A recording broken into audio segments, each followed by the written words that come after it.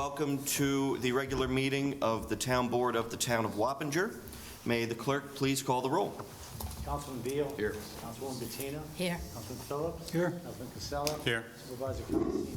Here. Just a moment, we'll ask you to join us in rising for the Pledge of Allegiance to the flag. That'll be followed by an invocation led by our good friend, the Dr. Reverend L. Hunt from the Bethel Missionary Baptist Church. Please rise. I pledge allegiance to the flag of the United States of America and to the republic for which it stands, one nation, under God, indivisible, with liberty and justice for all. Let us pray.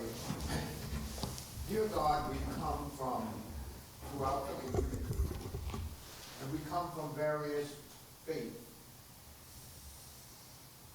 But we ask you to hear us, for you are one God, and we are your people. Please, we pray that you would bless our town supervisor and all the elected officials functioning throughout our community. Lord, we love you and we need you. We need strength, we need guidance, we need protection. We need you to watch over our families and our children as they go back and forth. Please, Lord God, bless this meeting. Clear our minds and allow us to see what you would have us to do. We ask for your anointing, and we end the prayer according to our faith community. But we can all say, Amen.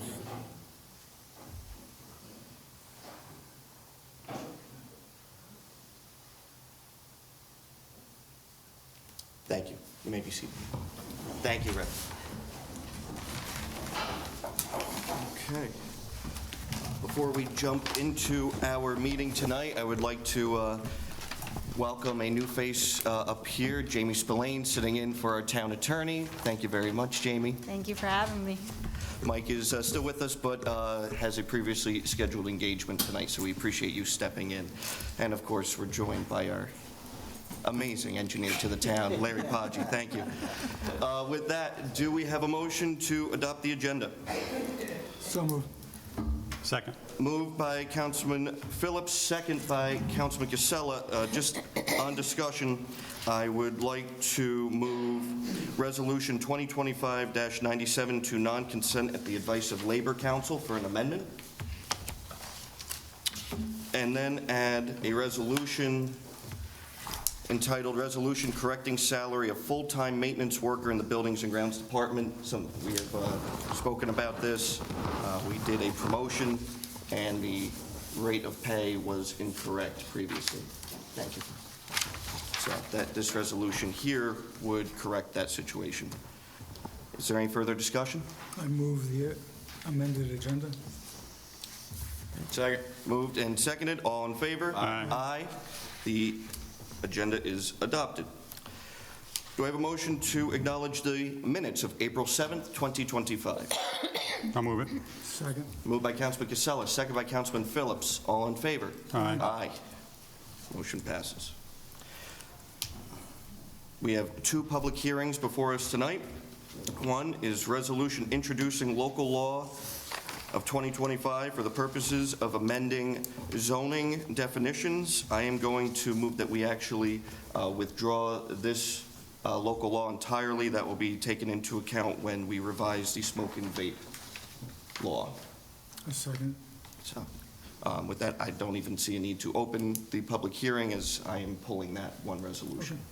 Okay. So, No objection. all right. No. So with that, do I have a motion to open the public hearing on resolution introducing local law of 2025 for the purpose of regulating smoke and vape sales? I'll move it. Second. Moved by Councilman Casella, second by Councilman Phillips. All in favor? Aye. All right, folks, if you are interested in speaking on the proposed local law in regards to smoke and vape sales in the town of Wappinger, we ask that you come up and state your name and address for the record. You have 3 minutes. Seeing none. Make a motion to close it. Moved by Councilwoman Bettina, I'll second it. second by Councilman Casella. All in favor? Aye. Aye. Thank you very much. Motion passes. Do I have a motion to open the public portion of our agenda? Move. Second. Moved by Councilman Beal, second by Councilwoman Bettina. All in favor? Aye. Motion passes. Any residents wishing to speak on agenda items may do so at this time. Seeing none. I'll make a motion to close the public hearing. Second. Moved by Councilman Casella, second by Councilwoman Bettina. All in favor? Aye. The public portion is now closed. We do have a few discussion items in front of us this evening, which is always great to see. Our first discussion item is in regards to an application that the town board is in receipt of for the purposes of rezoning the former AW scrap yard, that former contaminated property there, into a sports complex. This has been met with much excitement in the community, but also some legitimate concerns on the surrounding impact that it might have on the community. So with that, we welcome the folks from this proposed project forward to give a presentation to the board and to the community. Absolutely. If you also have a copy for the clerk, that's appreciated. Thank you. Thank you. Thank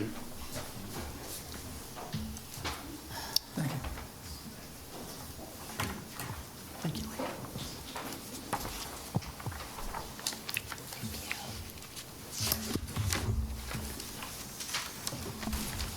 Thank you.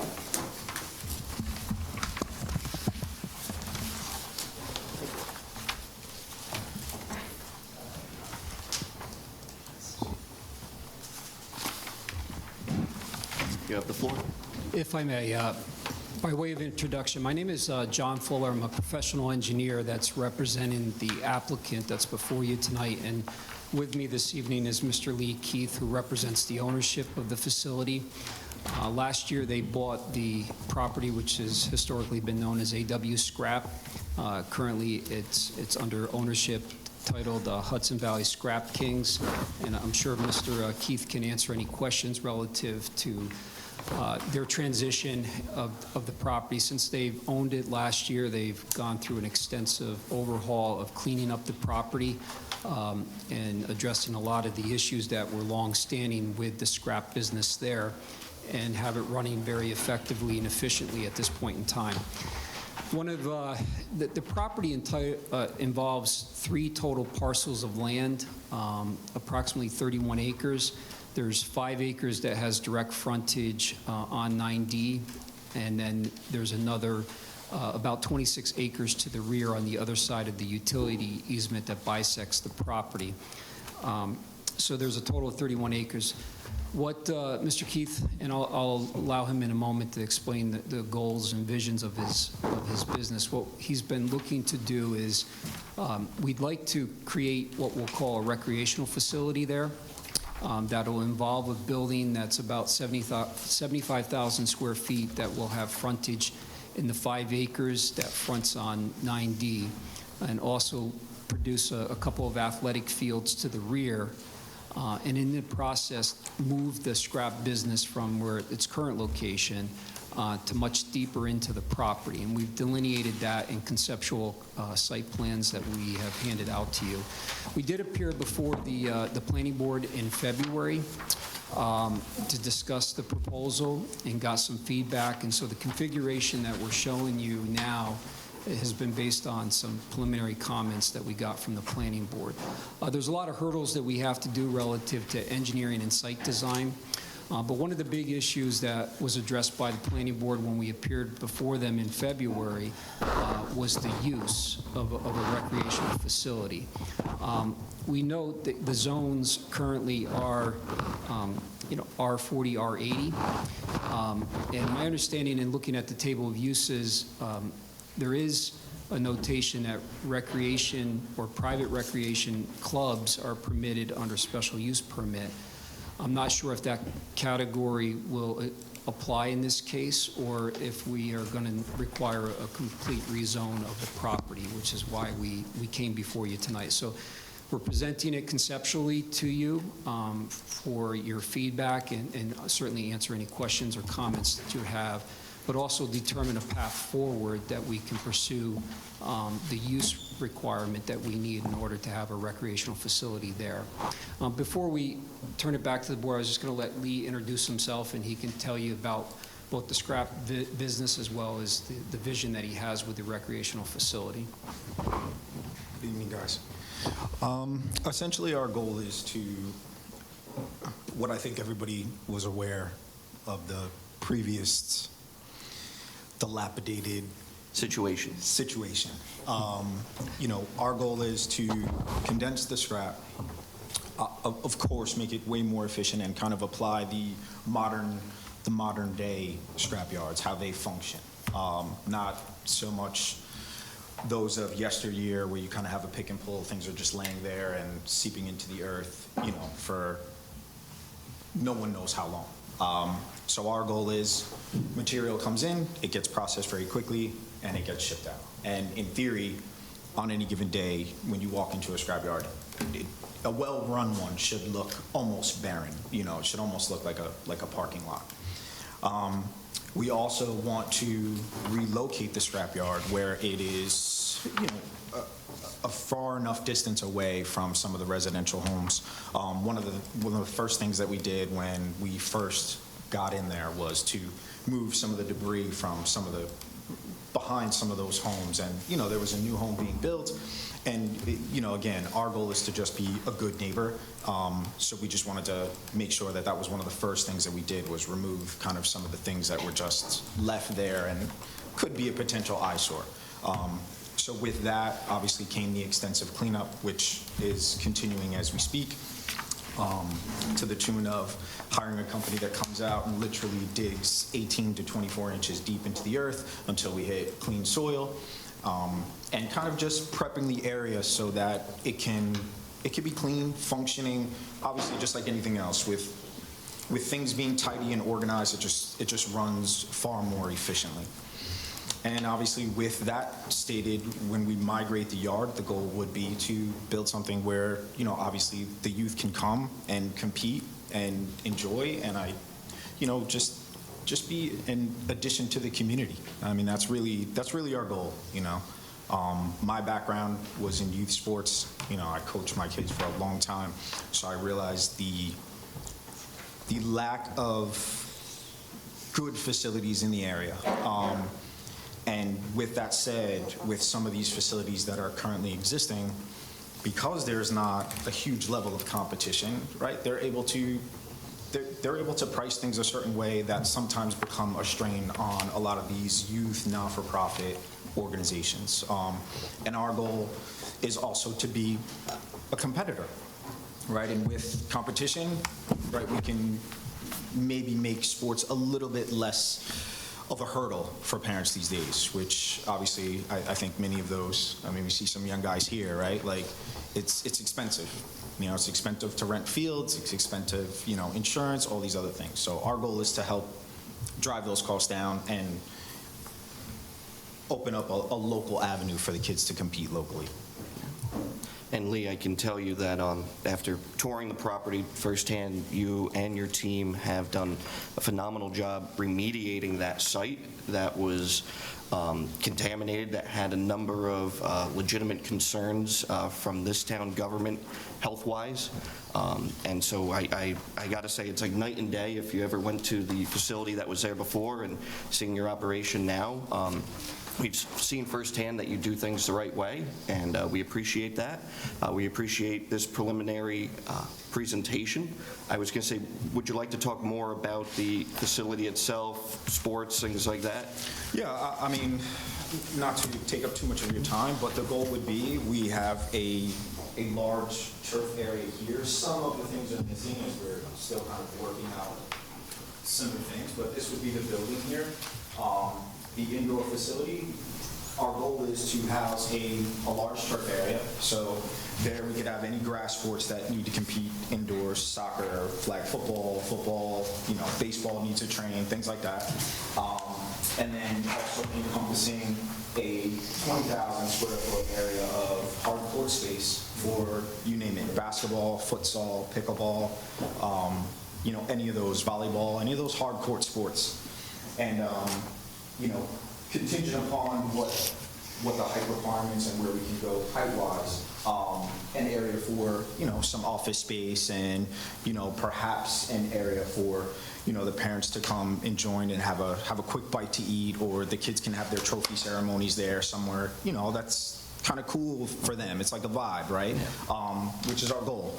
And then on the outside, we'll have 2 large turf fields for a multitude of similar sports, football, things like that. All the grass sports, that would be our goal. And as my colleagues on the board know, we've been trying to be very innovative with the type of development that is coming into the town. We're not looking for, especially, high-density housing. We're not looking for things that are high-density or rather cookie-cutter. This is rather innovative, and it's taking into account something that was a contaminated site previously developed and turning it into something that is actually an asset for the community, as we're going to be talking about later tonight, the need for solid athletic fields in this town. With that, I know that this is a preliminary conceptual conversation, but have your team or your professionals looked at the impact on traffic, Route 9D, things like that, how you plan to mitigate anything like that? John, you want to speak to that? Yeah, we've had preliminary discussions with the DOT with regards to that, and certainly we're going to have to do a comprehensive traffic study through the planning phase, the planning board phase, review the entrances off of it, possibility of doing a turning lane going northbound into the property. Those are all options that we're going to pursue with the DOT to alleviate traffic concerns. One thing to note, due to the nature of the facility, and I'll let Lee speak to that, most of the time it will be teams practicing, so the volume wouldn't necessarily day-to-day, week-over-week be very large relative to a traffic concern. Certainly there will be times when there will be competition or tournaments and traffic will be larger, which will spell out how we're going to address that, certainly in the planning phase. Even if traffic controls are necessary beyond just what the DOT requires for the project. So, Any comments from my colleagues? If you want to, I'm just trying to see how they overlay both on the one parcel. If you look at that, would the scrap yards start to the right of the? yeah, so if I may, the page that I labeled S2, that's the current, what I'll call existing conditions of the property.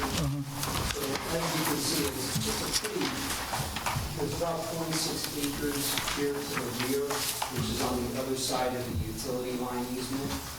Sir, just get on the mic. They can't hear you on TV. If you can take it right out of there. Yeah. And I was going to say, maybe for the benefit of everyone in the community, yeah. do you mind maybe catty-cornering Yeah, sure. it a little bit? This will also all be posted on the town's website via our minutes. Because the town board, we can see this here. Yeah, you could see it. So essentially, we're dealing with about 31 acres of land. There's 2 parcels up front, which are just under 5 acres that have full lot frontage onto Route 9D.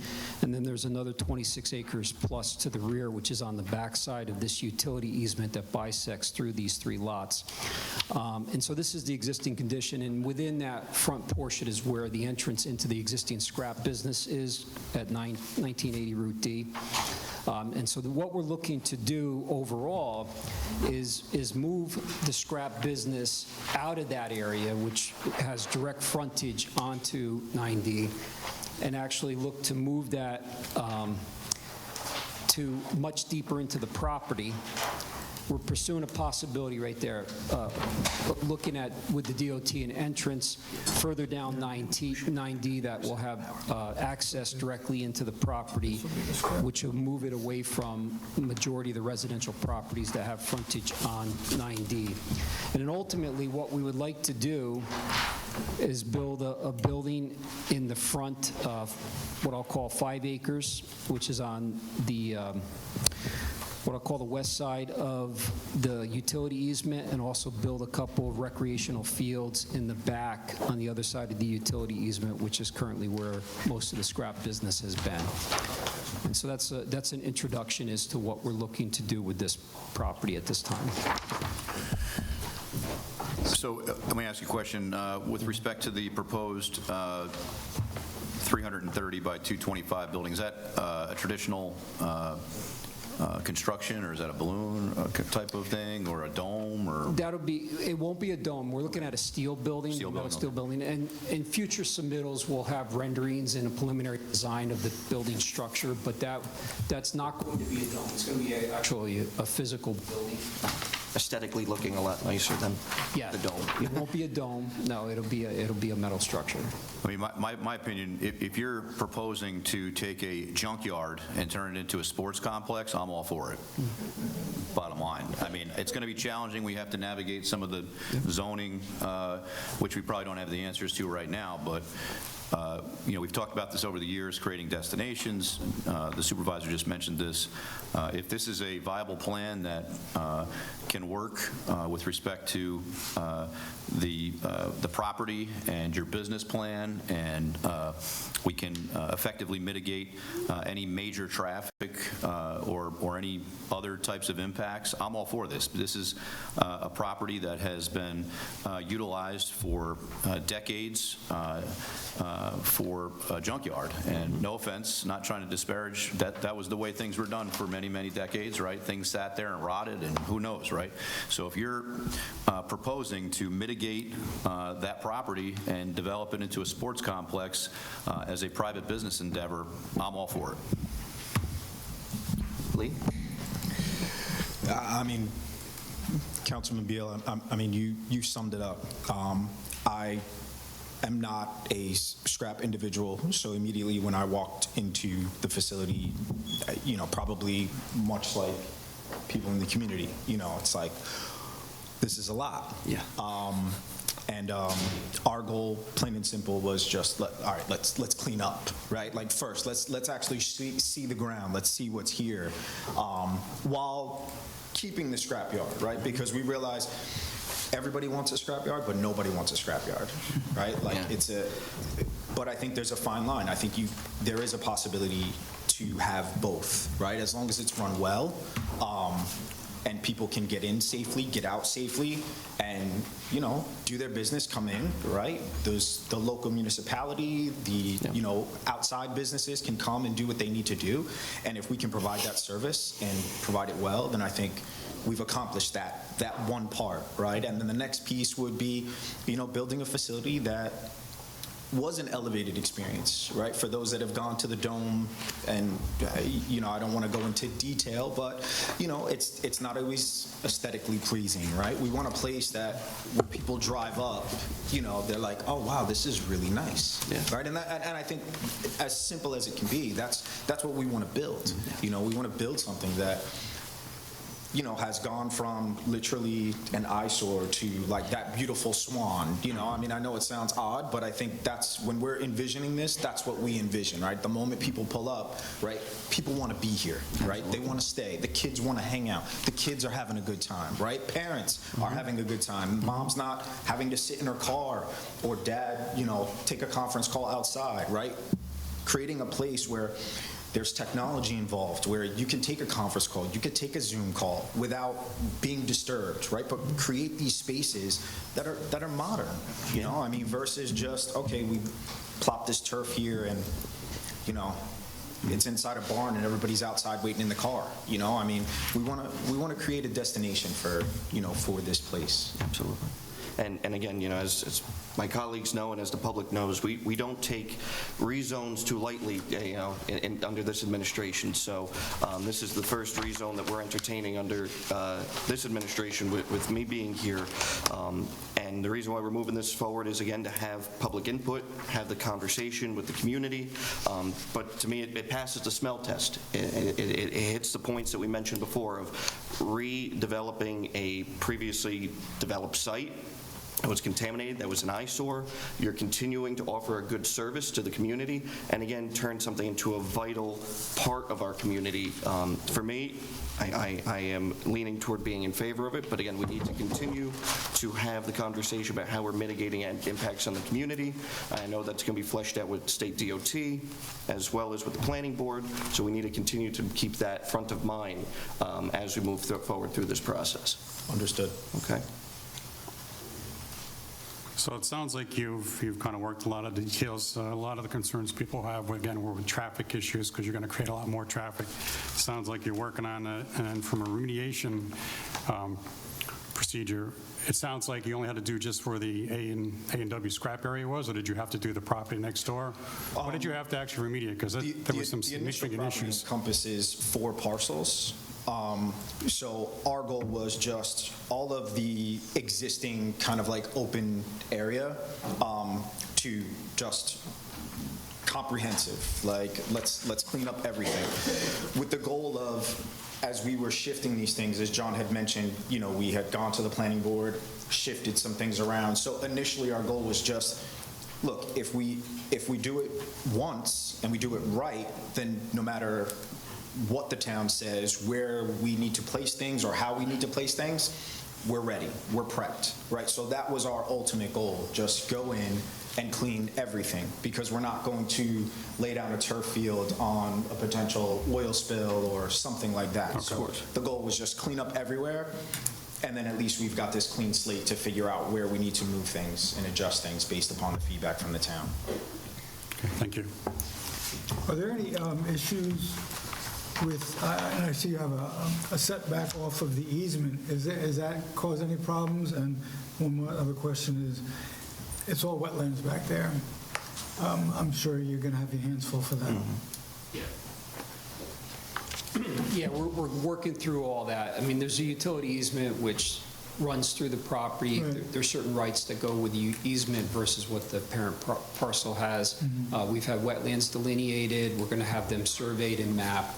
There will be permitting involved with that as well, yes. So we're addressing all that through this process. But certainly, in order to get to where we need to from a use standpoint, it's the need of the recreation use which has brought us here before you.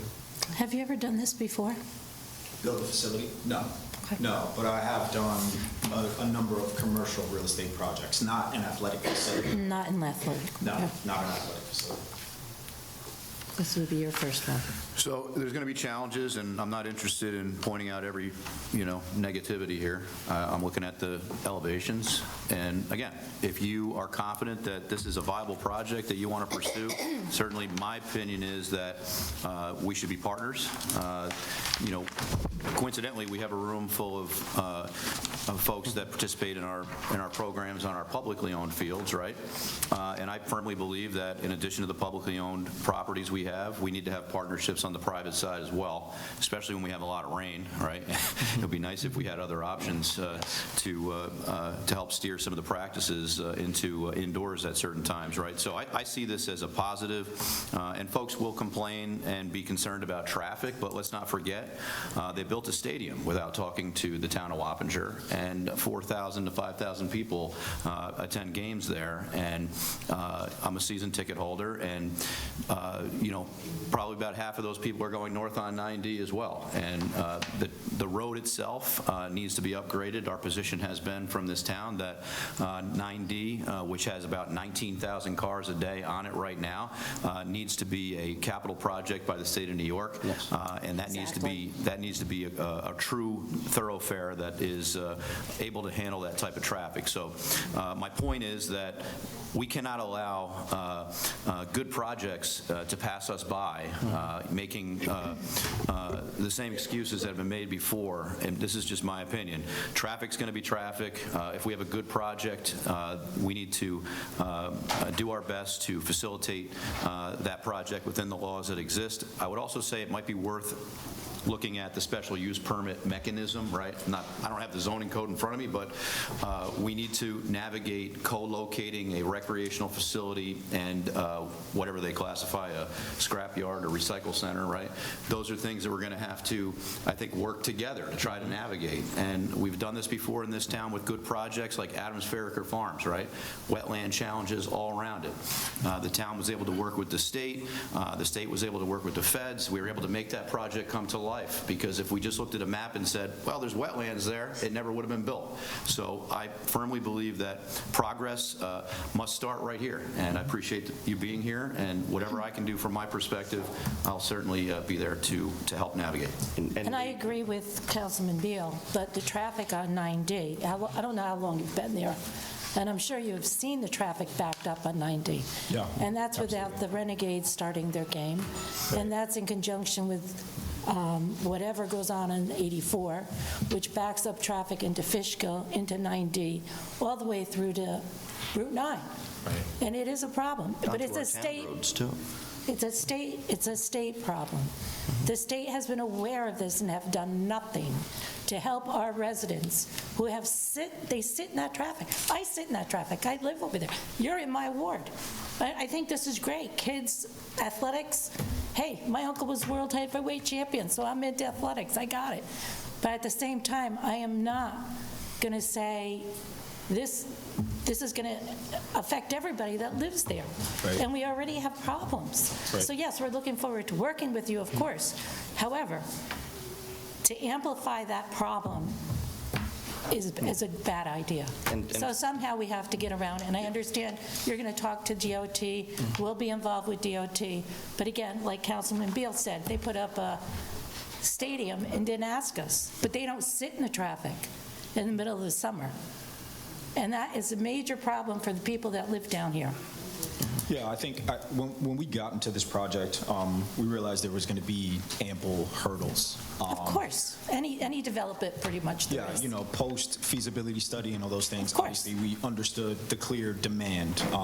Growing up in the area, I already understood, and having kids that played sports, the lack of spaces, you know, especially with sometimes, right, inclement weather, right? A kid's game will get canceled, or practice will get canceled, and a lot of the coaches are volunteer coaches, so they're trying to navigate their schedules, right? And it's just a snowball effect of issues, but And let's not forget the weather. yeah, exactly. But I think, you know, we're willing to weather the storm, and our goal has always been to just be a good partner, you know, And with the that's a town and our good thing. neighbors. That is And, excellent, that's wonderful. I'm sure the residents are very happy to hear that also, but there is a problem that already exists that is really bad. That's all. To piggyback off of some of the earlier points, you know, our town, we're home to the Team USA soccer captain, Tyler Adams, birthplace and home. And we've had these conversations about working with our Wappinger United Soccer Club and having some sort of relationship there. So, no, Lee and your team, you've been very community forward. Again, I think that we need to absolutely have it front of mind, the traffic on 9D. But to Councilman Beal's point, we've worked with other developers on that. Like Dunkin' Donuts, they've added a turning lane. We are a permanent member of the Dutchess County Transportation Council. We've raised the concerns of the intersection at Chelsea Road in Baxtertown, potentially a roundabout there. What other sort of traffic, you know, calming or traffic, you know, enhancements that we can do there along that corridor should be made. Obviously, that's something that would be your potential burden, but you identify that as an issue, as a future option. Again, we should be looking at this entire scope from 30,000 feet, but again, unless I hear any sort of objections from the town board, I'd say that we would want to continue working with you, and obviously offer to the community if you have any concerns, if you have any questions, if you have any compliments toward it. Make sure that you write the town board. You can submit your letters in writing as well in the correspondence log with the town clerk, because again, this is very preliminary in discussion, and we want to make sure that we hear from everyone. This is your neighborhood. We pay taxes here. So, You deserve to be heard. So don't be shy.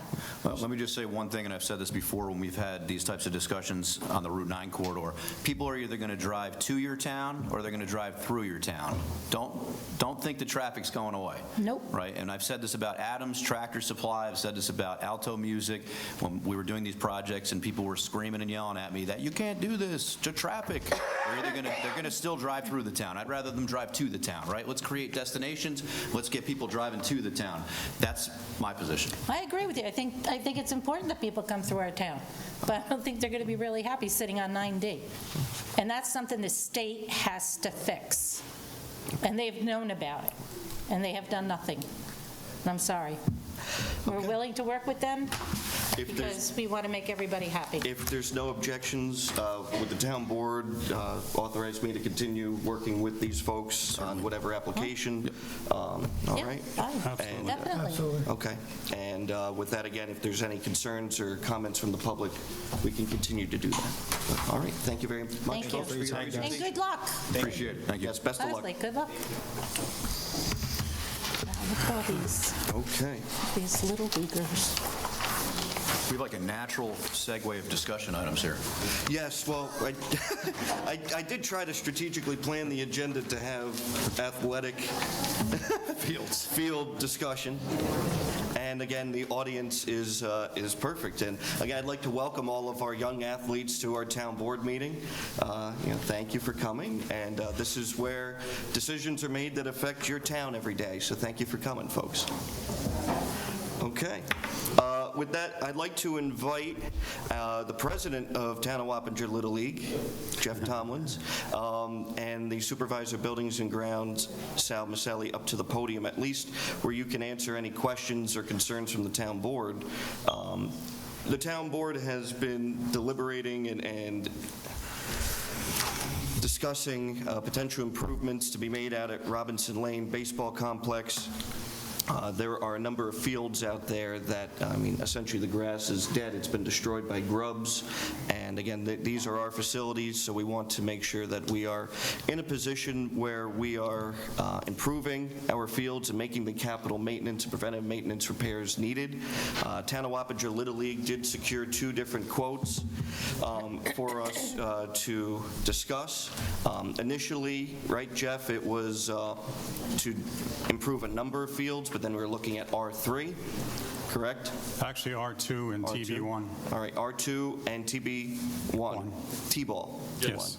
To do now before the rest of the season. Yeah, so actually what we did was we had a couple. We went out there, we had the grub sprayed, so Waverly went out last week, Tuesday through Thursday, they closed the fields down. Since then, what we were looking to do, working with Little League, is to get the fields reseeded. So the 2 we're looking at is R2. Originally, Holt was part of that, and we're looking at TB1. So right now, it looks like we're only going to do R2, TB1. Holt, we're going to hold off on for right now. It's one of the fields that the town rents out today, and it's basically an outfield. But if you go over to take a look at Robinson Lane, what you'll see is in the infield of R2, it's completely torn up. Grubs destroyed that. Again, it also applies to TB1. So those are the 2 that we want to take a look at. Yes. We have 2 quotes here, one from Clearview and one from the Garden Experience. It's about a $2,000 difference. Clearview is about $2,000 less. Somebody just close those doors for us back there. Thank you. So it's about a $2,000 difference. Again, it's the services of seeding. It's going to take about 3 to 4 weeks where they're going to have to stay off the fields.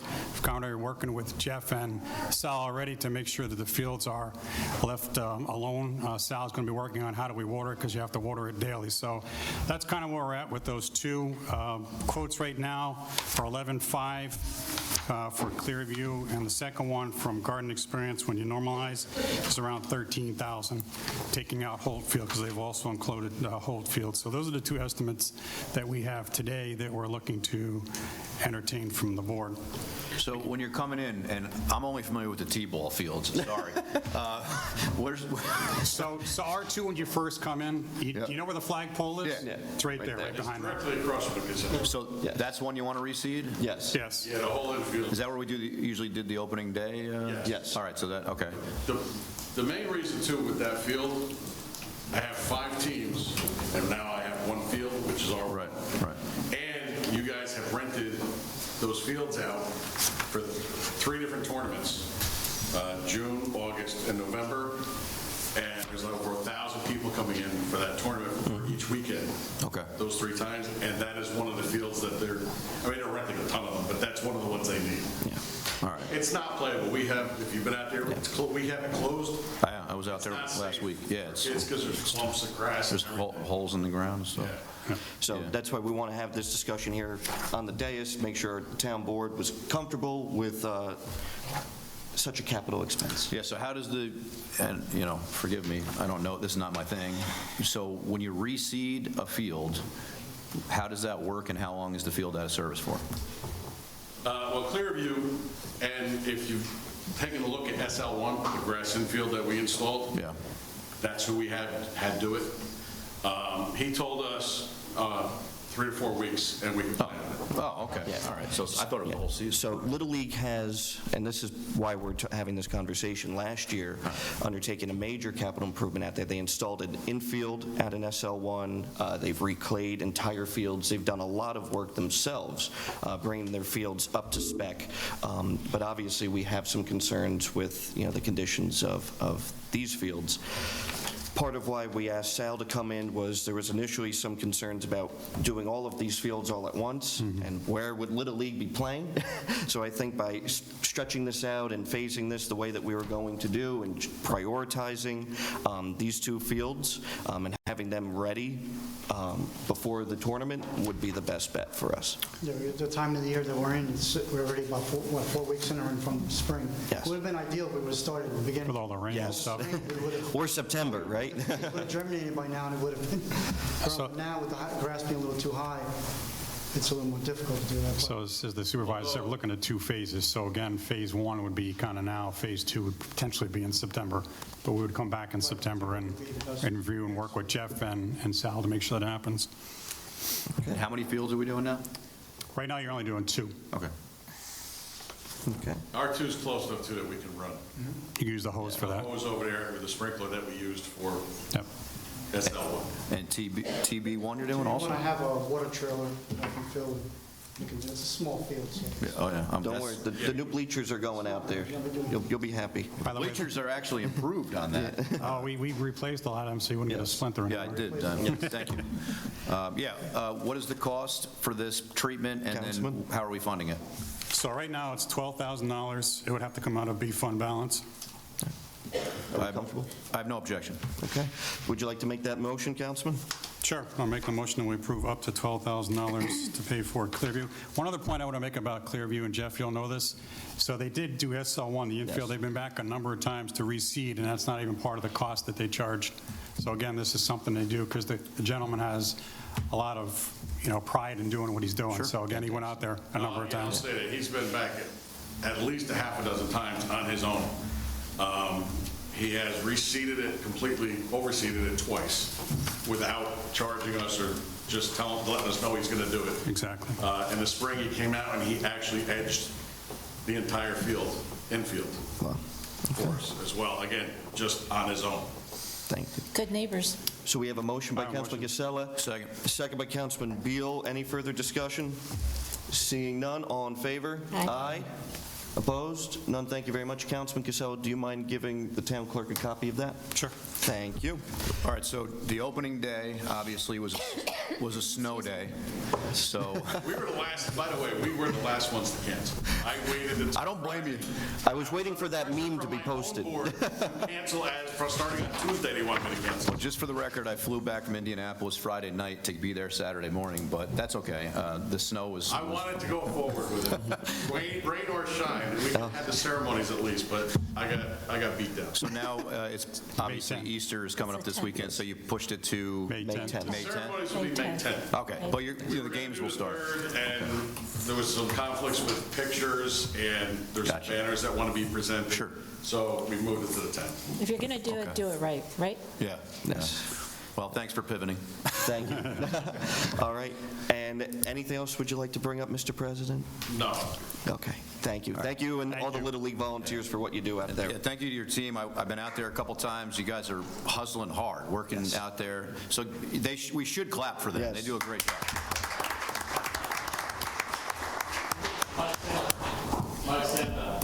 That's the reason right there. Yeah, There it is. VP of Fields right there, Mr. Kotek. Thank you. Thank you very much, Mr. President. Okay, with that, moving along the same lines of improving our athletic fields, I'd like to call up our representatives from Wapager United Soccer. Chris, Mr. Vice President, would you like to come up? Megan, did you want to come up too? Okay. And we have Madam President, Megan Hardesty, thank you for coming, from Wappinger United Soccer. We have had a number of conversations with Wappinger United Soccer on field improvements to both Airport and Rockingham. They have been very fruitful conversations. Councilman Casella has joined us on those, and I think that we've come up with a number of really solid scenarios and alternatives that we'll be able to get through this season with soccer and move things along with you folks. I know that we were talking about improving Rockingham Park in particular. There's those 2 fields out there that are pretty shot, right? It's probably more like 3/4 of the park. But Yeah. We've been moving around, trying to stay off the worst areas, use what we can, and then see if other parts can recover. But what we're really, we wanted to discuss the conditions of those fields like you just brought up, and what we can do to bring them back up to, what we've been used to. So one of the things we talked about was there's 2 fields as you first come in the complex. Yes. First field off the left, right behind where the playground is. So that's one of the first ones we want to go ahead and reseed. And if you go all the way into the back, there's a second field, so there's a field in between, there's a field behind that, that's the other field. So we want to try to do 2 fields now. I think, Chris, you said we can close 2 fields Right. currently, right? Right. Be able to do the 3 or 4 week allotment, tape it off, et cetera, and be able to reseed that. Yes. That's over it. Yeah. It's over at Rockingham for now. Which complex was that? Rockingham Park, Rockingham, yeah. off of Regency. And we were talking about just before, too, that we would be in favor of, reaching out to these contractors that we had for Robinson Lane, because we did review Neve's proposal. A lot of it was for pest spray in their proposal, which we are covering tonight in one of our resolutions. That's something that we introduced last year, was pest spray at Airport, Robinson, and Rockingham. We intend on doing that again, willing that the town board approves it, again this year. So if you don't mind, we will go out and seek quotes from these 2 vendors that provided us the quotes for Robinson, and then we can move this along and potentially have a vote next We should have the meeting. quotes within 2 weeks and be able to go out and start the process once the board approves it on the 28th of this month. Because we did talk about, and it's already locked in with Recreation, using Mart's Field, which is actually where Tyler Adams practiced as a young child, learning soccer out at the outfield of Mart's Field, and then Castle Point. So those 2 parks are already locked in for you folks to use alternatives. So the other thing, too, is we have to spray for grubs like we did over at Robinson Lane. So that's, again, a 3-day process. So we thought that we would do between now, and again, if we approve the resolution tonight, spray those couple of fields now for the grubs. It allows us a week or so in between from when we spray, because we have to get a hold of Waverly, that's who did the work at Robinson Lane. And what we could do is then we can immediately start right after the 28th on getting the fields reseeded. So that's the proposal right now. Okay, when do we expect, so if they're seated on the 28th, we'll be able to use them by, what do we think? 3 to 4 weeks later. 3 or 4 weeks? Yeah. Okay. The Exciting. use of Castle Point and Mart's? Yep. So they're not currently set up Correct. to play soccer. And, we appreciate the ability to use those fields. We were, Mart's was an old Yeah. baseball field. I played Little League out there years and years ago. They're very dry, too. Dry. I understand Castle Point has space for us as well. But is there a way that we can have support to get those fields into soccer shape? What do you need? Well, we don't have any goals there. Okay. And we need to line those fields as well. It's a pretty painstaking process to do that. I had initially proposed hiring a field lining service just for the spring to use to move the fields, to put the fields down in Mart's, in Castle Point, and our other 2 parks. With Rockingham, I actually think that lining service helps too, because we can move the fields around quite easily to rest and prevent more wear and tear on those fields, so that we can rotate, as Councilman Kinsella suggested, that half here, half there, or half, quarter, however it works. But, we'd absolutely love to use Castle Point. We'd absolutely love to use Mart's, but right now they're just empty fields. You need help. Yeah, we need some help to. Any idea what it would cost to line the Yeah. fields? Yes. So lining the fields for the spring would cost about $7,000. We would,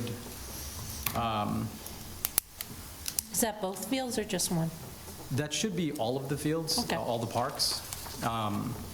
This is based on some fall 2024 numbers, based on just Rockingham and Airport, so, I haven't spec'd out what it would take them to go to Castle Point and to go to Martz and kind of bounce around. But that's my expectation to be somewhere in that area. I don't see why we can't move the goals for you. You know, we have trailers we can transport, we can arrange for that with Buildings and Grounds Departments. Sal, what do you think? Would your team be able to do that? Yeah, he can Okay. do that.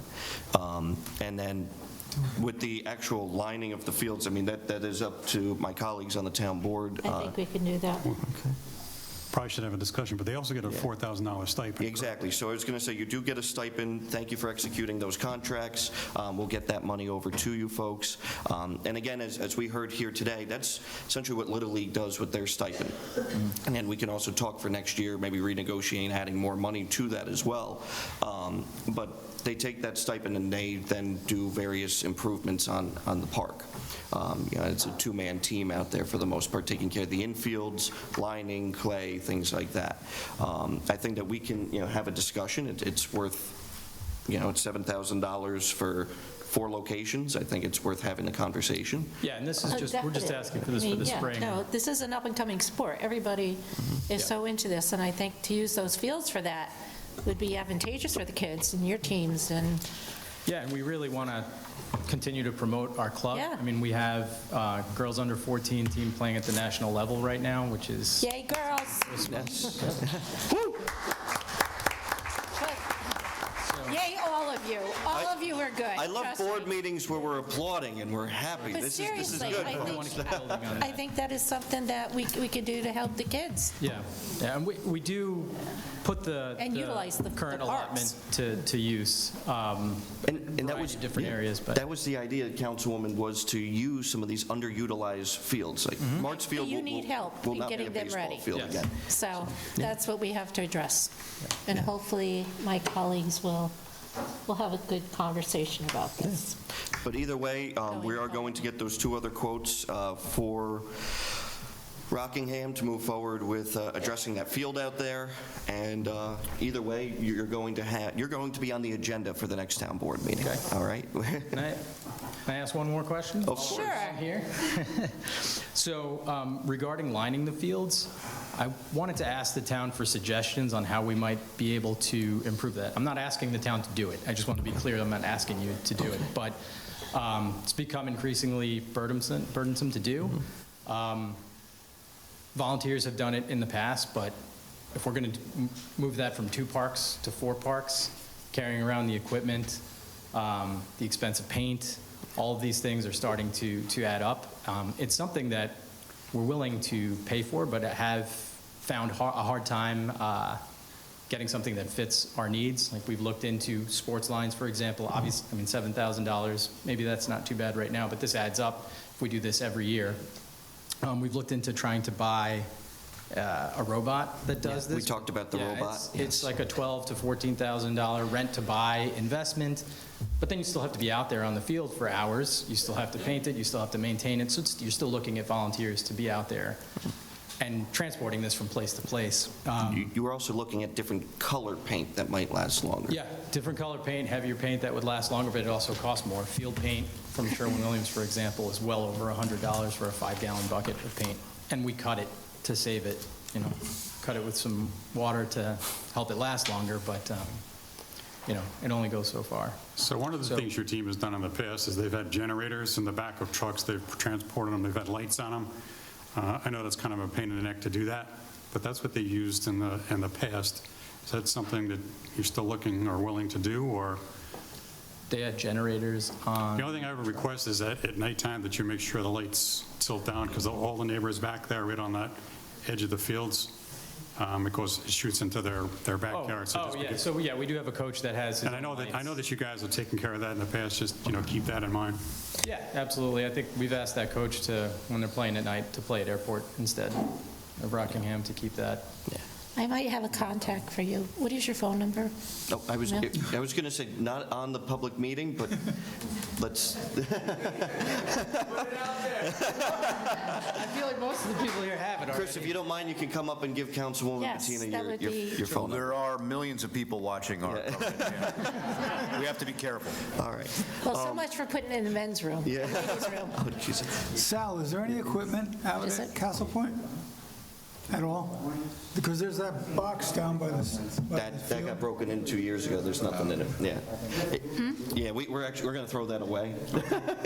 But that was actually mostly softball equipment. I remember going in there years ago, and that has all been stolen. If they have any lining equipment or anything. in there. Unfortunately not. But we have talked about it, even, buying the robot and things like that. In my time in Pauling, and actually, I brought our supervisor of buildings and grounds and our rec director out there on a tour. They use this robot, and it's programmable, and doesn't matter if they have a baseball game going out there, football, field hockey, soccer, they just program it, and it just goes out there. Sounds like a rumba. I was just thinking. It's a Roomba for soccer fields and baseball. Except mine gets stuck every 30 seconds. Or the thing that's in ShopRite that goes right in front of you. Yeah. So, again, and we can continue to have these conversations, but I do believe that you have the consensus of the town board, that we will move forward with this, and we will place you on the agenda to move forward with the Rockingham Fields, and we'll go from there. Great, no, we'll be in touch. Thank you for your support. Thank you. Thank you very And thank much. you again for all being here. I love it. All right. Shouldn't we look into getting goals for, All right, do we have any more fields in the town that need to get to? I have two more, I just didn't put them on the agenda. No. And I was actually invited to visit one of your soccer practices, so I will be going out to Airport sometime this month, and I'm looking forward to that. And I try to show you guys as much love on social media as possible. And again, we really appreciate everything that you do for our kids. So Thank you. Thank you, folks. Thank you. Okay. All right. With that, we are moving along to our consent agenda. You're more than welcome to stay if you like, or It shouldn't be too much longer, but you are welcome. Thank you for coming. Thank you. All of you. Coming, appreciate Thank it. you. Thank you for, and good luck. thanks. Oh, Jamie. Thank you. Oh Okay. my God, they're so cute. And with that, the room emptied out. is it something you set up? Yeah, it must be. I mentioned your name.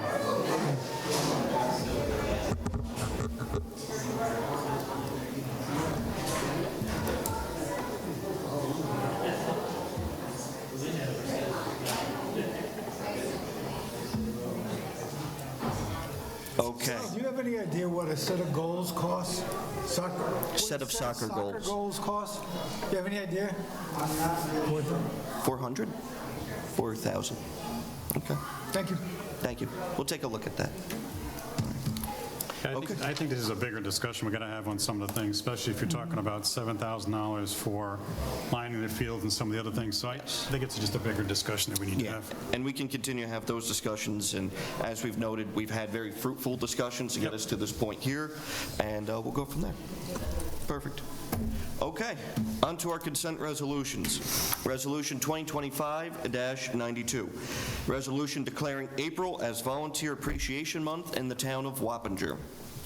Resolution 2025-93, resolution declaring April as Autism Acceptance Month in the town of Wappinger. Resolution 2025-94, resolution reappointing Coordinated Assessment Agreement Town Assessor. Resolution 2025-95, resolution appointing seasonal laborers in the Buildings and Grounds Department. Resolution 2025-98, correspondence log. Do I have a motion? I'll move it. Second. Moved by, On the question, with respect to coordinated assessment agreement, so that is basically reappointing what we Right, this is previously. Chris. Yes, that's correct. We've previously, I spelt out cap. oh, I see what you did. Okay, so coordinated assessment program. agreement, okay, yeah, because I didn't see the acronym on the title, so I want to make sure it was the same Yes. process. And Yeah, the it's a cap 50-50 assessor. split is the fast. 50-50 split. Yep. All the same. I'd like to acknowledge our town assessor, Christian Harkins, for being here. Thank you, Christian. Hey, there he is. All right, yeah, I just want to make sure we were on the same page with that, and we're going to continue the agreement we have with the town of Fishkill with respect to the stipulations on vehicle use and everything like that, right? Correct. That's all staying the same. All status quo, right? I spoke to Supervisor Albra in the town of Fishkill, and we both agreed to keep Christian around just a little while longer. And we've moved forward with this resolution. Okay, yeah, I just wanted to clarify that. Perfect. Thank you. With that, I had a motion by Councilman Casella, second by Councilman Phillips. All in favor? Aye. Opposed? None? Thank you very much. The motion passes. Congratulations, Assessor Harkins. Go easy. Yes. He knows.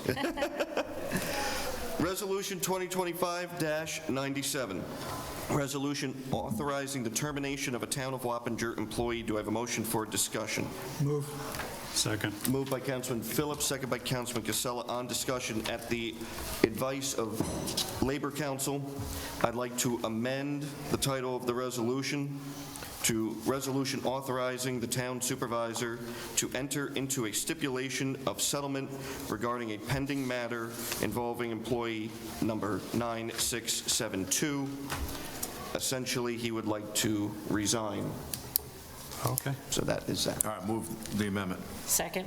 Moved by Councilman Beal, second by Councilwoman Bettina on the amended resolution. All in favor? Aye. Aye.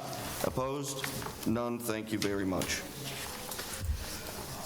Resolution 2025-84 has been pulled.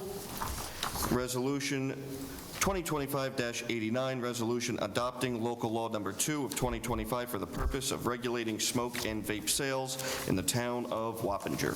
Do I have a motion? Moved by Councilman Phillips,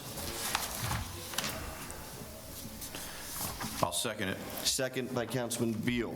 Just on the question. Yes. All right, just clarify real quick for those that may have missed the first meeting where we discussed this at length. We are defining a smoke or vape shop as a specific commercial establishment for the purposes of that type of commerce, correct? Correct. All right.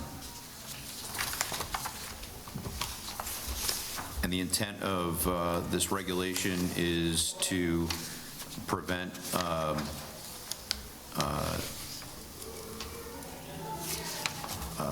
sprawl of these types of, is that? Essentially, yes. We have a situation right now in the town where we have 3 establishments identified as smoke and vape shops engaging in other activities, and we're looking to limit the types of illicit activity occurring in these establishments. Okay, and the only way that we can regulate that is to prevent additional Correct. applications. And we are working with the Office of Cannabis Management as well. Okay. And, just for the record, in addition to what the supervisor said, there's a number of substances that are being sold, not just here in the town of Wappinger, that are unregulated, that are potentially problematic as well. Correct. So to be fair, we need to be cognizant of that. Those aren't only happening in smoke and vape shops, they're happening in gas stations and corner delis. That's a concern as well. The only jurisdictional authority we have as a town board is to try a wholesome approach at controlling this type of development. Is that fair to say? That is correct. And currently, again, you can open one of these establishments directly across from a school, church, park. So we're trying to limit that impact on our youth as well. Okay, I have no objection. Thank you. I just have a legal question.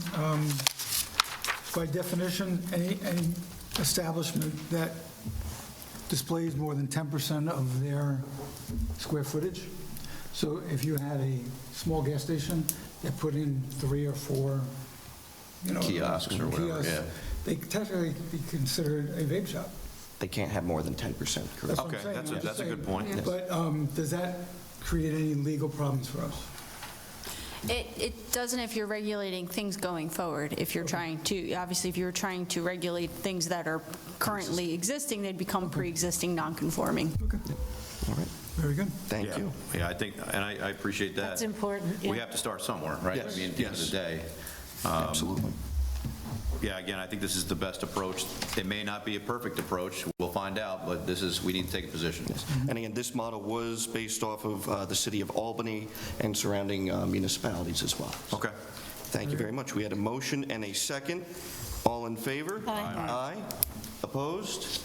None. Thank you very much. Thank you for your support, ladies and gentlemen, on local law number 2.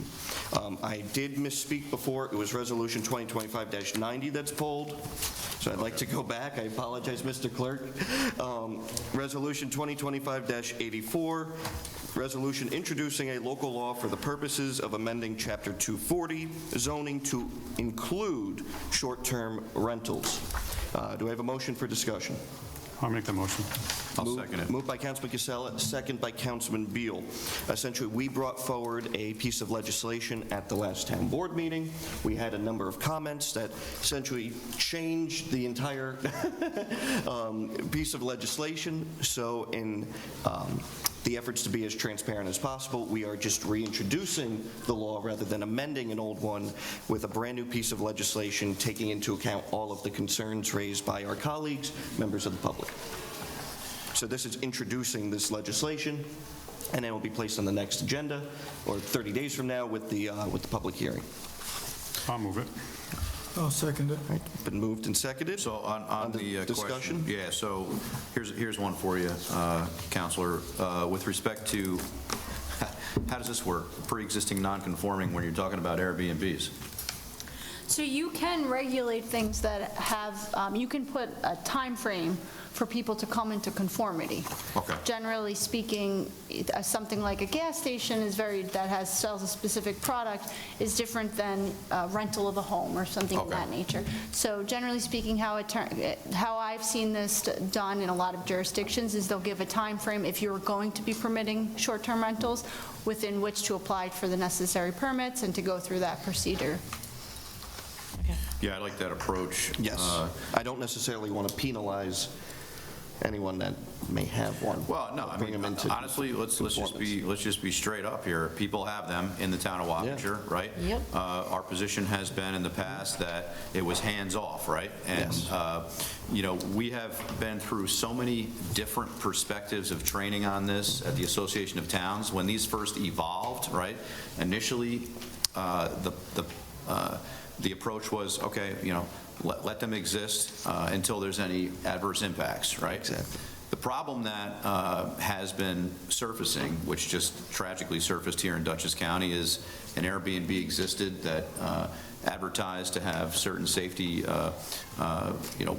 in place, and was found allegedly not to have working Exactly. smoke detectors, and people lost their lives. That was really an attention getter for us, that, hey, listen, these things have existed for a while, we haven't touched them, but, philosophically, should we? Right? And we had this conversation, and I think morally, at this point, we should Yes. ensure that folks that are going to stay in these things are staying in something that has been inspected Yes. and Yes. meets certain safety standards and is safe, right? Yes. So that's really our approach. We're not trying to micromanage what people are doing with respect to making their home available when they're not there, right? But I think as a town, we do have a responsibility to the visitors of our town as well that may be staying in one of these. So that's really where we're at. I'd like to see a grace period, obviously. Yes. We can talk about that. I don't know if that needs to be in the local law, but a grace period to give people an opportunity, a reasonable amount of time to comply, put an application in, get the inspection.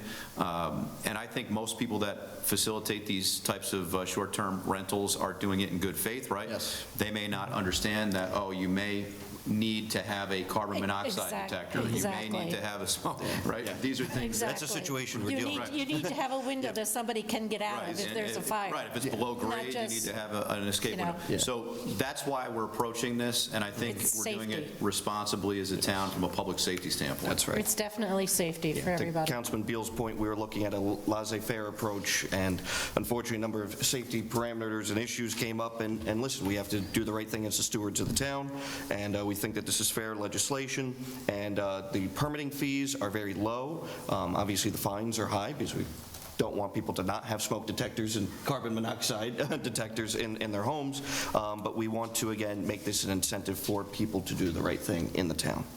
Yeah, it's good to see that there is some bite in the penalties. Yes. I mean, you could get 6 months if you were egregious. My We should concern be is, able to enforce them.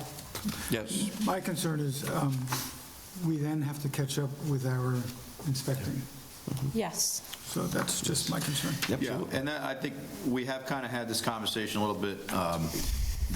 Well, right now, we're living in a very unique time period because of the MOU with the Village of Wappingers, right? So that's another situation. We already had to deal with, and I'll talk about it under new business very briefly, but we had an all-hands-on-deck on Tuesday already with our code enforcement personnel. That said, they are consumed already, right? Moving forward with doing these types of inspections, we do have money in the budget to entertain an additional fire inspector or part-time building inspector. We can have that conversation maybe in workshops separate from here. We're already moving forward on that. We just need perfect. applicants. So, yes, we've already instructed the code enforcement office to draft the job description. We have the salary good, set, so perfect. we're already moving ahead. We just need applications. Oh, good, and that's a challenge too, but Yes. I think it's good that we're keeping that on our radar, because I don't want to see us Drown. sway from our normal 1203 inspections that are being done, which are for public spaces and large box stores. I want to make sure that we have enough personnel to focus on this as well. Absolutely. Well, the And one just, thing you also want to remember, too, is, again, you don't want to take away from the Wappingers residents. No. They are Exactly. first Yes, of before we do any work for the village. So if we're going to do this, and it's going to be an impact, if we have to hire somebody else, et cetera, short time, we're not going to be able to get them for the amount of money we have in the budget. We're going to have to put more money into the budget. Yes. Or do a transfer. what I said So let's during the just keep budget that in mind, process. that if we decide to do this, we need to make sure we fully fund it, but also recover our expense. Oh, yeah. Absolutely, yeah. And that's the idea. What were you going to say? I just wanted to also alert the board, if you're not aware, there is actually pending state legislation as well that would Yes. make a statewide registry. We're trying to get ahead of that. Yes, and that the benefit of that statewide registry is that these services like Airbnb and Vrbo, if it does pass, won't be able to collect on the rentals if the units aren't registered. Perfect. So that'll give you a heads up on what is and isn't if a person doesn't apply on their own for the permit. Excellent. Thank you, Jamie. Well, anytime the state announces there's going to be a registry, that to me is a moment of reservation and pause. That's why we're trying to institute our regulations Last first. thing I need Yes. is the state of New York coming in here in a home rule town and, trying to inspect our dwellings. But good approach, Supervisor. Let's adopt our legislation and get it in place and have appropriate number of staff to inspect the safety of them, so the state doesn't have an excuse to, come in. Thank you, Councilman. And I would like to note, to ease the concerns before, again, the MOU with the Village of Wappingers Falls is only for building inspectors. Sure. This identifies zoning inspectors and fire inspectors, so obviously there would be no conflict there. Agreed, thank you. Okay, we had a motion and a second. All in favor? Aye. Opposed? None. Thank you very much. The town clerk will publish a public hearing, and we will go from there. Thank you. Resolution 2025-91, resolution to authorize funding for pest spraying at town athletic parks. Do I have a motion? I'll make the motion. Second. Moved by Councilman Casella, second by Councilwoman Bettina. Any further discussion? Seeing none, all in favor? Aye. Motion passes. Parks, again, will be mosquito-free. So this is just for the audience, this is really for the ticks, caterpillars, and the mosquitoes. Yes. So they did a tremendous job Waverly last year. I don't know if you remember going out to the fields, but what you saw was in those, I'll call it black plastic pieces that were over the fence. You had all those caterpillars that like everywhere. Oh, that was crazy, the It caterpillars. was crazy with the caterpillars. So this is a preventive, is what this is. Oh, so this works on caterpillars too? Yes. Yeah, oh, yeah. This Yeah. takes care of them all.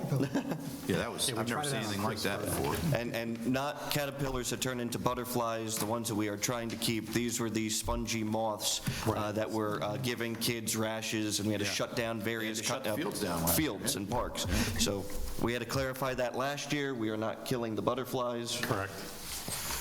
Listen, we clarified it, and then 2 weeks later, people were begging for us to spray because Yes, exactly. it was like a horror movie out there. Yes. They're falling on your head, going down your back. It was bad. crazy. All right, moving right along. Resolution 2025-96, resolution authorizing site improvements to be performed at Carnwath Farms Historic Site and Park. Do I have a motion? I'll move it. Moved by Councilman Beal. I'll second it for discussion. All right, second by Councilman Casella. So, again, thanks to the support of my colleagues here, we've been able to renovate the former chapel at Carnwath into a beautiful event space that will be made available in May of this year for our residents to use, whether that is for weddings, events, special events. We are so excited. I've shared the pictures with my colleagues. It is truly beautiful what this space has been transformed into, and the fact that it will be available for public use. I was giving Councilman Casella a tour of Carnwath just a few weeks ago. He shared my excitement and was blown away by how it looks, and actually offered. He said, "What else do you need?" And looked at this sidewalk and said, "We're going to have people pay legitimate money to use this space, and they're going to come up a cracked and broken asphalt driveway, essentially, that is very unattractive." I do have to thank the Friends of Carnwath, President Jessica Sarantonio, for being here today, as the Friends of Carnwath have agreed to a tremendous capital improvement out at Carnwath to beautify the landscaping and the entranceway of that circle in front of the manor and in front of the chapel. So essentially, we will have a beautiful space inside, beautiful landscaping on the outside for people to enjoy, but an unsafe, unattractive walk and entryway coming up to it. With that, based on the advice of Councilman Casella, I move forward with this resolution So I for the just have town two board's questions for you. discussion. So 2 questions. So question number 1 is, did we get a second estimate? I believe. Because I didn't actually see the design. Did you send something that had the actual design? It's what's outlined there. I believe it's 5 feet wide by it's 100 feet long. Yeah. So this is just for the walkway itself. Right, so the I Friends of Carnwath is paying for all of the other So do we have infrastructure. pictures of anything that's going to be done? It's a sidewalk. Besides the sidewalk, the work No. that's going to be done near the chapel, is there any pictures for the board to review? No, it's a private donation. So we don't get to see it? You can. I could definitely I pass guess it the along. Yeah, I second think thing the is board too, should I thought see we were, it. Yeah. I thought we were Have going you to do seen it? asphalt instead of doing Okay, bricks. would you like to see Yeah, it? no, we're not doing bricks. This Thank is you. concrete. This So it's is gonna a be lot concrete, cheaper. This is a lot. Because I thought we were looking at asphalt, and we said Sal's going to be able to do it? So is he not going to be able to do it, or? No, we never said asphalt. Yeah, he's right here. We never said asphalt. We said. Because we had to redesign it, and listen, I don't have a problem redesigning it, because you want it to look nice when you're going into the Yeah. chapel. I'm just trying to figure out, number 1, did we get a second quote? And number 2, if we're not going to do asphalt, it's cement? That's what we're saying? It's cement, yep. Okay. And again, this is, trying to beautify it. I only saw their design. Again, I'm very appreciative to the Friends of Carnwath, a volunteer group in this town focused on improving our park, is making a significant improvement in our park. I only saw that proposal last week after your meeting, after you approved it, and I can definitely get a copy, I would assume from you, Jessica, and send it on to the board. Yeah, well, we'd like to see it. We asked for a few tweaks in the design Yep. from the landscaper that we decided to go with. And so once I have that, Yeah. Thank you. Thank you. Thank you. Okay. Any further discussion? So before we approve it, again, are we going to get a second quote and somehow take a look? I'm waiting for the other 2 quotes. I'm asking them in, just the contractors are taking the time, sending the quotes. So that's the only one I got back. Yeah, I was going to say, you have reached out to other people, so you've done your due diligence. I wasn't aware of that, but, So So the we'll see Garden when we Experience is get the it. one who did the interior of the chapel? And they also gave us a quote on, I guess, on Robinson Lane as well? and the idea was to get this in before the landscaping, which is moving forward, the week of the 20th. So we don't want to install anything. And again, I put this on based on, our conversation, so, Yeah, you're going to do it, this is the best time to do it. yeah. Typically, I would look at things in a different approach. Normally, more what's there too, is you take, consumes time. Yeah. Getting close to it, I'd still like to see it. Yeah, we I'd can like get to it. see the pictures, and it would be nice if we got another quote. Well, again, he has tried. No, maybe call him again. I know Sal, he's not that kind of person, just not to let it go. Maybe try one more time, Sal, and then send us an email. And I'm again, sorry? I think that's a try other people. Okay, well, maybe send them an email, and then let us know. and again, the procurement policy does allow for us, again, he made the best effort to go around to various vendors. This is under a $30,000 expense, so this is not a capital public works project. Is that a B fund? Correct. Balance? Yeah, we can Correct. be. Oh, I'm supporting it. It's up Thank to you, guys. Councilman. I'll second it. All right, moved and seconded. All in favor? Aye. Aye? Aye. Opposed? Opposed? One opposition. Thank you very much. Resolution, the one I laid on the dais here tonight, resolution correcting salary of full-time maintenance worker in the Buildings and Grounds Department. Do I have a motion for discussion? Moved the by motion. Councilman Phillips. I need a second. Second by Councilman Casella. Essentially, we promoted this employee who has done a fantastic job in the Buildings and Grounds Department from a seasonal laborer to a maintenance worker.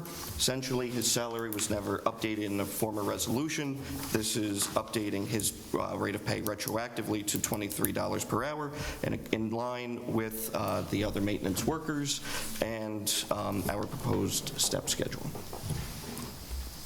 So what was the rate for the last group? I thought it was $21.33. Correct. So he got a promotion to $23, that's what this is? Because he's now doing more than just, Yes, before he was a seasonal laborer, weed whacking. Now he's, Just work with ground Okay. members. yes, I got no now issues with it. he's a contractor, essentially. He's had experience in contracting. Yeah, he's run the loader, right? He's run the excavator. Yep, He knows how to do excavating and yes. Okay. sort of carpentry. Okay. I'll make a motion that we approve. It's been moved, and it's already been moved and seconded. Any further discussion? Seeing none, all in favor? Aye. Opposed? None. Thank you very much. Items for special consideration and new business, Councilman Beal. Well, it is a special week in the emergency services. It is National Public Safety Telecommunicators Week, so we often don't think about those that answer the phone, right, when we call 911. It's important for us to recognize those first responders, as I refer to them, the call takers and the dispatchers, who serve on the literal front line as the initial point of contact between those in a critical situation and the emergency personnel responding. So as we begin National Public Safety Telecommunicators Week, we want to show our appreciation to those unsung heroes who are often behind the headset or the microphone and don't always get the recognition, right, that they deserve. And in this town, just a few weeks ago, we had an example of that, where the public safety call taker helped deliver a healthy baby in Chelsea. Yes. And it was her first time, wasn't it? She's brand new to the job. There you go. And did something that often it takes an entire career to get to. And we will be recognizing that team of call takers and dispatchers at our Town First Responder Award in September. This town has traditionally not only recognized the first responders that are responding on the street, but also those that take the calls and dispatch the units and coordinate the response. So shout out to all the public safety telecommunicators, not only at Dutchess 911, but also the police dispatchers and call takers throughout Dutchess County and beyond for their service. So we greatly appreciate that. Additionally, I tried to get away for a few days to a conference without a crisis here in Dutchess County. Was in Indianapolis with many Dutchess County firefighters at the largest gathering of fire service and emergency personnel in the world, 35,000 people. While I was there, I got a phone call from the state of New York that we had a potential issue. I don't want to get too specific here, with a nursing home that lies within the village of Wappingers Falls. From my county role, I deployed our public health emergency preparedness coordinator to get out to that facility and ensure there was no imminent emergency. There was indication that there may be a structural problem to the building. There's 56 patients in that facility. Of course, this happened, I think, the day after or 2 days after we signed the MOU with the village of Wappingers. So we're going to have to go back to the drawing board on the rates, I think, after this one. I already informed the mayor. But that said, public safety first and foremost. I just want to thank our team. The supervisor was directly involved in this, but our team from here that responded to that facility to ensure there was no imminent threat to the structural integrity of that building. And if there was, we're ready to respond with a relocation of a number of patients in that facility. So it was kind of a stressful number of hours determining that there was no imminent situation, but I thank Barbara Birdie and her team and Supervisor Cavassini and his staff for facilitating the inspection of that facility. They will be remediating what needs to be done there, working with a structural engineer, and there's a plan in place with State Department of Health to get that structural issue handled. So thank you. I appreciate that. Thank you, Councilman. That's all I have. Councilwoman Bettina. Wish everybody a happy Easter, happy Passover, and may you find all the Easter eggs you can. Be safe. I don't have anything at this point. Thank you. Okay. Thank you, Councilwoman. I would like to note that, before I pass it along to my colleagues, that we've been working on the comprehensive plan updates and code revisions. Everything, for the most part, has been developed. We will be circulating that to the town board and publicly posting that. I would like to do one more public scoping session. We led this off with a public scoping session, essentially just a presentation to the public prior to a town board meeting that the public can consume that information, and then we would be able to start moving forward and voting on these amendments. So we will be scheduling that. That'll be separate than a town board meeting. This way we don't have to worry about that. I would like to note that this Saturday, we have a number of Easter egg hunts in the town. 2 Saturdays ago, we had a wet but great Easter egg hunt out at Robinson Lane Baseball Complex that, in spite of the rain, hundreds of kids came out. I'd again like to thank all of our volunteers, especially our senior center volunteers that came out. And Little League even opened up, and they were serving bacon, egg, and cheeses during the day, which was fantastic. But this Saturday, in the hamlet of Chelsea at 10 o'clock in the morning is the Chelsea Hamlet Easter egg hunt. That's at 10 o'clock on Liberty Street. Then at 1 o'clock, if you're not Easter egged out, I guess, the Village of Wappingers Falls is going to have theirs in Messier Park, 1 o'clock. Again, it's April, it's Earth Day month, so we do have our town's Earth Day cleanup, which is going to be scheduled on April 26th. I encourage everyone to come and sign up. We have a number of roads, particularly county roads, that we're looking to clean up and beautify. Our town highway department does a great job cleaning up our roads, but we have a few spots around town that we're looking to clean up. With that, we also sent out a hydrant notice for flushing that's starting today.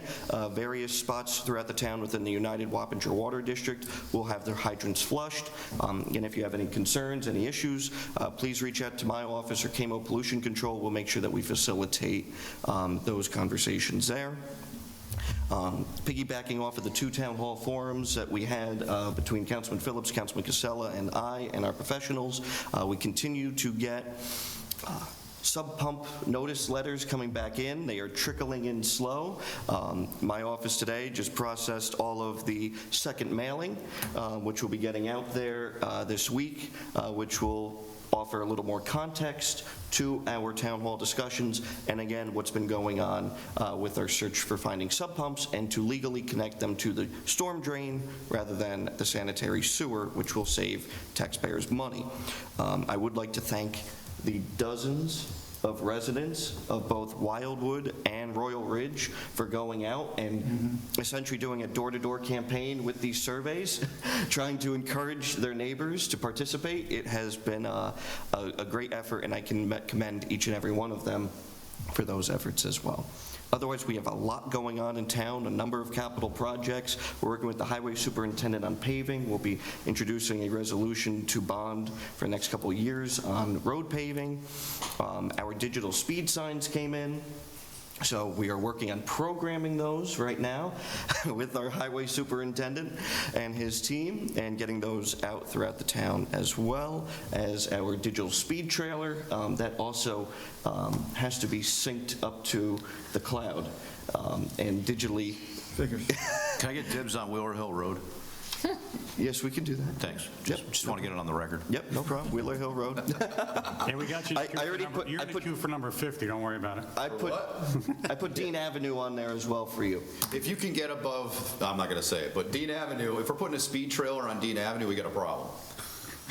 I mean, it would be a permanent speed sign, but yes, that's a short little strip right there. Yeah, so we're going to take care of that as well. Okay. There's a lot going on, and I'm only scraping the surface, but for the sake of brevity, Councilman Phillips. To the supervisor's point, residents of Wildwood, if you do have a sump pump, it's really important to get with us. It will save the town a lot of money, and if we don't get enough residents to come forward, we will have to do investigative work, meaning the cost of cameras, and it's very labor-intensive and very costly, which your district will bear the burden on, first off. And then, as the supervisor said, it's no cost to switch it over from the sewer to the drainage ditch to you. It costs the town, but it'll save us. Over there's a difference between $5 million plant and $1 million plant, which again, you bear the cost of, so what do you want to pay? So that being said, I want to thank Buildings and Grounds for all the work they're doing around town. There's so many projects. Every time I turn around, there's guys here, there, and everywhere. So Sal, thank you, and you guys are doing a super, super job. And there was one more thing I had, but I forgot, so. We can always come back to you. Geez, is there anything left to talk about? No. First of all, let me thank the board for approving the soccer and Little League spraying and the seating tonight. That's going to go a long ways towards our relationship with that particular organizations. I also want to reach out to the Garden Experience, which did the work at the chapel. Again, as we talked about before, that looks amazing inside. It's better than night and day. So very, very pleased with the results of the turnout there. Easter egg hunt, as the supervisor mentioned already, again, considering the rain and everything else, we still had a pretty good turnout. Again, we want to thank those that came out to volunteer and bear the cold and the rain out there. So again, thank you very much. From a hydrant perspective, again, as supervisor mentioned, so I apologize for repeating a lot of the stuff, but they are doing the flushing. It happens to be in my particular ward as well, a lot of them. So just want to say, again, they're going to be doing it over the next couple of days. If you have any issues, you can always reach out to me. But a lot of it's going to be in the in the Midpoint area. So even though that's a sewer, it's really that same water district over there. So again, keep that in mind. And, we're talking about doing paving and stuff. I reached out to our financial planner, Noah, and it looks like the rate's going to be between 3.4 and 3.5%, which is actually pretty cheap. Yeah. So if we're looking at doing any kind of, bonding, et cetera, we can probably do a 2-year for that 3.4 to 3.5%. So again, that's a pretty good rate.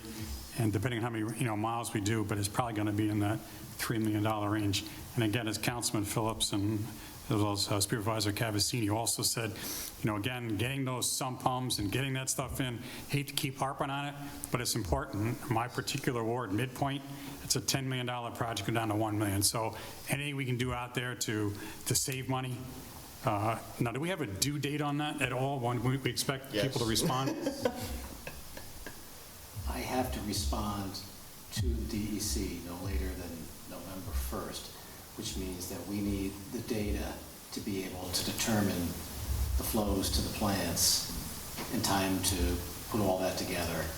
So I was hoping by June. Okay. We would have that. And did we mention that in the letter we sent out? Because the three of us are on that letter. Okay. Just want to make sure they do that again. It's going to save us money. So again, I'm part of that.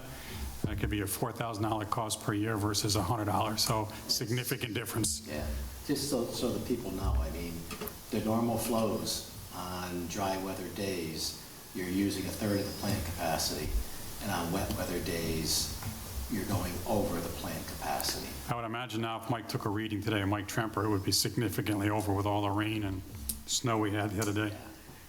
And the last thing I want to do is, again, wish everybody happy Easter coming up. So thank you. Thank you, Councilman. Can you unlock, I need your face on it. Oh. Sorry, I got to read something off his phone, but it locked. Oh, yeah, one last I thing. was trying to be discreet about that. Oh, sorry.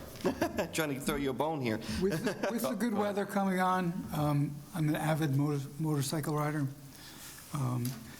There's the good and the bad in our area. As we know, last year we had some not good situations, but just be careful. Please, there's a lot of riders out there, a lot of good riders and a lot of bad riders, so just be very careful. Amen. Yeah, and to the motorcycle riders, please think. Use your brain, please. Yes. So thank you, Supervisor, for reminding me. Heritage, great partner in this community, right? I didn't even know about this until I saw it at the firehouse hanging on the wall. On Thursday night, they're going to be donating 10% of all dinner sales to the Houstonville Fire Department. So Thursday night between 4 p.m. and 9 p.m., if you're hungry, go to Heritage. It's called The Giving Table. They've partnered with the fire department. Thank you to Supervisor Cavazzini. Thank you to President Anthony Martino of the fire department for doing this. I didn't even know that this was an option to do. But 10% of all sales will be donated to our volunteer fire department in Houstonville, and wanted to get a plug in there for that. That's this Thursday night. I think it's good for the rest of our restaurants and businesses out in the town of Wappingers if you can match that. Yeah, We have nice. quite a few firehouses that would need the help. So think about it. Thank you. Okay. Seeing no further business to come before the town board, thank you. Do I have a motion to adjourn? Make a motion to adjourn. Moved by Councilwoman Bettina, second by Councilman Phillips. All in favor? Aye. We're opposed. Thank you very much, everyone. Good night. Happy Easter.